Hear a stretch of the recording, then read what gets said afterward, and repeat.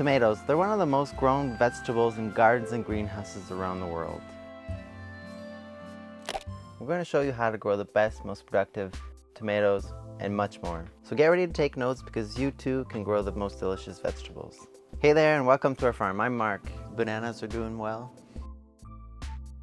Alright, so we're going to start seeding today. We have a lot of things to plant. Tomatoes, peppers, eggplants, ginger are a few that we're going to do today. So we're using an organic seedling mix and we just want to make sure that there's enough fertility in it for the tomatoes and other plants to have enough nutrients as they grow. To know if there's enough nutrients, we're going to test the conductivity with a conductivity meter. So we got some distilled water and we mixed 2 parts soil, 1 part water, and then we mix it up and let it sit for 20 minutes. All right, so while we wait for the conductivity test, you can write down your varieties on your tags. That way you know what you're growing and which tray is what. So we're gonna need some trays.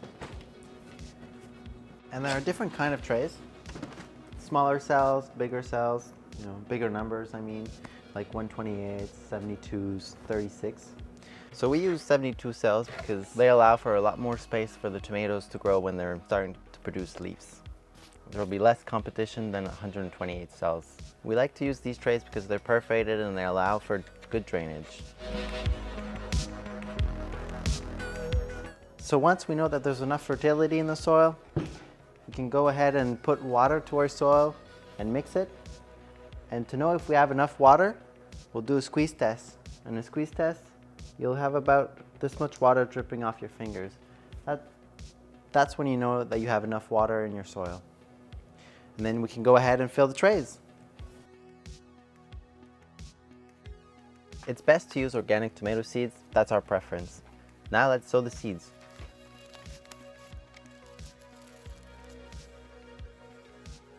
We use one of these. So you put this on top and we push down and it actually makes a nice little hole for us to put the seeds in. This tool allows us to speed up the process of our seeding at our farm. We also have a vacuum seeder that helps us speed up the seeding as well, but we don't have one yet designed for the tomato seeds. So we've sown our seeds now. Time to cover them with a top layer of soil. Afterwards, we're gonna have to put them under a grow lamp. Since up here in Canada, we can't put them under the sunlight right now. It's -20 Celsius and snowing.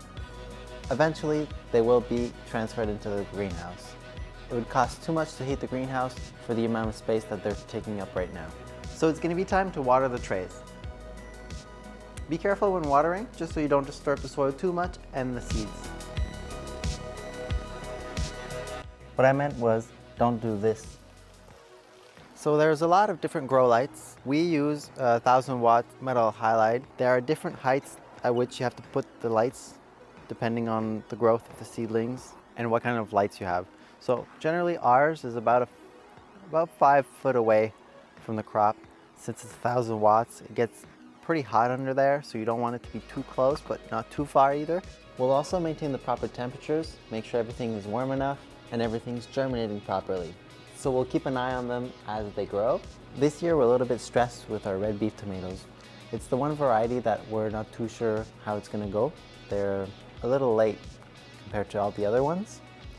So I guess time will tell and we'll see. A few days later, there's still a few of them that haven't germinated. They're starting, they're a little bit late, so should be all right for the red beefs. So as the days go by, we're gonna have a look at the soil, make sure it's not too dry. And we can usually tell just by looking at it, there will be a little bit of a difference in color. So water is especially important when your seeds are germinating, so make sure it doesn't get too dry. Other than that, it should be fine. So as you can see, some areas need a little bit of watering.